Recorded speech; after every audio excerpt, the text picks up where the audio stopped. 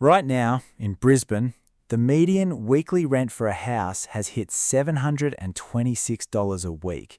Not in the CBD, not in some luxury suburb, that's the citywide median. And that number is up 8.5% compared to just 12 months ago. To put that in real terms, Australians are now spending, on average, 33.4% of their pre-tax income on rent. The widely accepted threshold for rental stress is 30%. We've crossed it, nationally. And Brisbane is the worst of all the major cities. Here's what's really happening in Brisbane, why it got this bad, and why the 2032 Olympics is making the whole thing significantly worse. Let's get into it. So let's start with the number that explains everything else.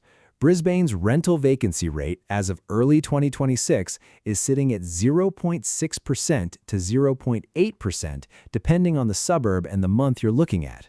According to SQM research data, it hit 0.6% in February 2026. That's the lowest it has been in the city's recorded history. For context, a balanced rental market where renters have reasonable options and landlords have reasonable competition sits between 2.5% and 3.5%. Brisbane is less than a quarter of that. It's not even close. What that means practically is this: if you're looking for a rental in Brisbane right now, you're not picking between 5 or 6 places. You're submitting applications and hoping someone picks you. Properties in inner suburbs like New Farm, Tenerife, and West End are leasing in under 2 weeks. Some are gone within days of listing. Sydney's vacancy rate is sitting above 1%. Melbourne is above 1%. Brisbane is lower than both of them, and it's been that way for years. According to the R2G Moving Index released in March 2026, which pulled from ABS population data and SQM research, Brisbane now has the tightest rental market of any Australian capital city. That's not an opinion. The numbers back it up. The median weekly rent for a house in Brisbane is now $680 to $727 per week, depending on the data source you check, and units are sitting around $660 per week. Annual rent growth is running at 6.7% to 8.5% year on year. That's according to both the CoreLogic Rental Index and industry tracking data from early 2026.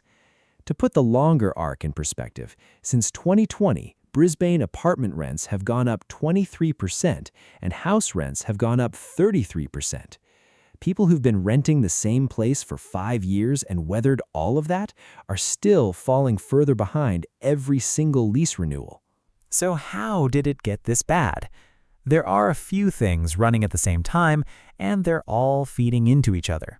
The first one is population.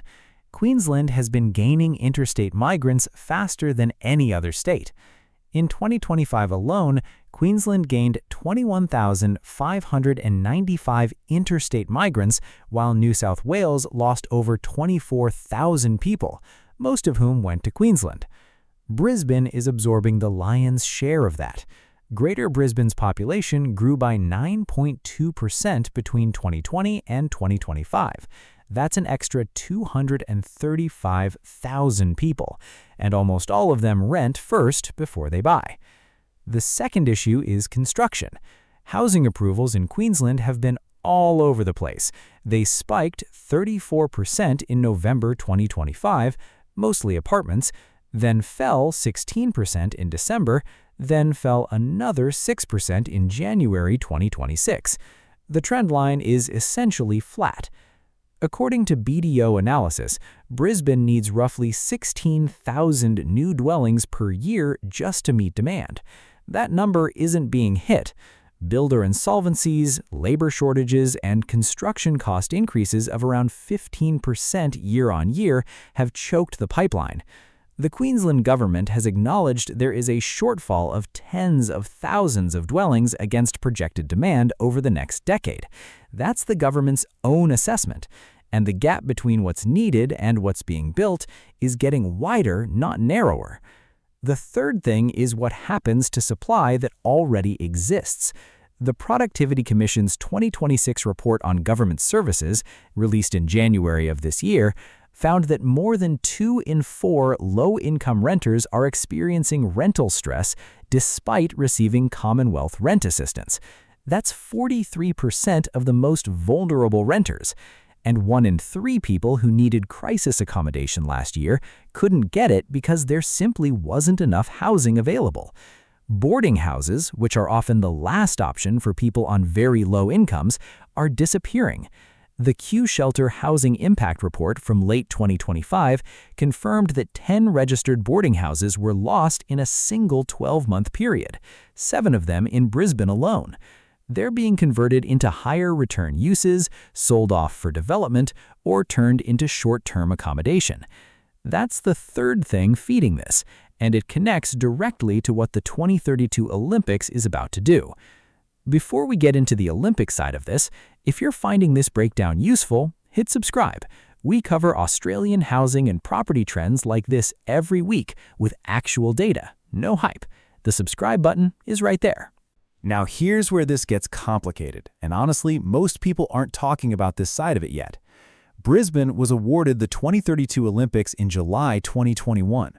Infrastructure investment started flowing. Construction activity near venue sites picked up. Dwelling approvals near Olympic locations jumped 10% almost immediately, according to the Q-Shelter AHURI monitoring report. Developers started moving in. On paper, that sounds positive. But here's the problem, and researchers at QUT and housing advocates have been raising this for years. The Olympics historically doesn't solve a housing crisis. It usually makes the one that already exists significantly worse. The pattern has been consistent across multiple host cities. In Atlanta, 1996, lower-income communities were pushed out before and during the Games. Beijing, 2008, same story. Rio 2016 saw forced relocations and displacement on a large scale. In Paris in 2024, French authorities were accused of what advocates called social cleansing, relocating homeless people to temporary regional emergency facilities before the Games began. And Brisbane is already showing the early stages of that same pattern. Q-Shelter's monitoring data shows that Commonwealth rent assistance uptake in Logan, the outer suburb southeast of Brisbane with lower housing costs, has been increasing while it's actually dropped in Brisbane City and the Gold Coast. Researchers say this is a direct signal. Lower-income households are being priced out of inner and middle Brisbane and pushed further out to cheaper areas. Logan also recorded the largest increase in homelessness of any area in the region. Up to 3,000 people in Queensland are currently living in hotels and motels who would otherwise be at risk of homelessness. Of those, 1,900 are in the Brisbane local government area alone. Now add the Airbnb problem, and it gets worse. Here's something that broke just this month, June 2026. According to AAP reporting, Queensland is only on track to deliver about 24% of the hotel rooms it needs for the 2032 Games. That's according to CBRE, the global real estate firm. The state needs 14,700 additional hotel rooms by 2032. The current pipeline delivers roughly a quarter of that. In fact, only 1 new hotel opened across Brisbane, the Gold Coast, and the Sunshine Coast in the past 12 months. That was the Mondrian at Burleigh Heads. So what's the proposed solution? Short-term rentals. Airbnb Australia told AAP directly that they were explicitly recognized as part of the accommodation mix when Brisbane won the Olympic bid. Think about what that means for renters. Landlords who are already operating in one of the tightest rental markets in the country now have a very clear financial incentive to convert long-term rentals into short-term Airbnb properties as the Games approach. Greens MP Amy McMahon called it out directly. To evict long-term tenants and turn an apartment block into a short-term hotel in the middle of a housing crisis is pretty outrageous. She made that statement in 2022. The problem has only gotten bigger since then. This is what researchers at QUT have described as Brisbane sleepwalking off a housing affordability cliff. The focus has been on stadiums, infrastructure, and venues. Housing keeps getting pushed down the priority list. But the data coming out right now suggests the displacement is already starting, 6 years before the Games. As of June 2026, here's a summary of where things actually sit. Brisbane's vacancy rate is 0.8%, the lowest of any capital city, against a national average of 1.1%, which itself is well below healthy levels. Median house rents are running at around $680 to $727 per week. Annual rent growth is 6.7% to 8.5%. Brisbane dwelling values rose 14.5% over the past year, and the median dwelling price has now passed $1.1 million. The social housing waitlist nationally has 254,571 applicants, including 122,457 in the highest priority category, which is a 12% increase. Queensland's population is projected to grow by 1.75% in 2026-27 alone, according to Queensland Treasury, meaning more demand hitting the same undersupplied market.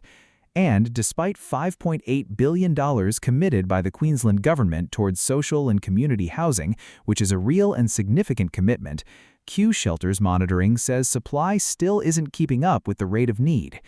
2026 is not expected to bring relief for renters. That's not a prediction from a pessimist. That's what property analysts, housing researchers, and government data are all saying right now. So here's the bottom line. Brisbane's rental crisis is not a blip. It's the result of years of underbuilding colliding with a massive population surge, a shrinking affordable housing stock, and now an international sporting event that is creating real financial pressure to push long-term renters out in favour of short-term tourist accommodation. Some things are improving at the edges. There's government money flowing into housing, some new build-to-rent developments are coming through in outer suburbs, and researchers are actively pushing for the 2032 Athletes Village to be converted into permanent affordable housing after the Games. Those conversations are happening. They matter. But right now, in June 2026, a renter in Brisbane is competing in a market where 0.8% of properties are empty, rents are up almost 9% year on year, and a landlord evicting them to run an Airbnb in the lead-up to the Olympics is a perfectly legal and increasingly attractive business decision. That's the situation. Everyone renting in Brisbane, thinking about renting in Brisbane, or investing in Brisbane property needs to understand this, because the pressure is only building from here, and the Games are still 6 years away. If you found this useful, subscribe so you don't miss the next update. We'll be tracking the housing data and Olympic development closely as it moves. And drop a comment below if you're renting in Brisbane right now. What are you actually seeing out there?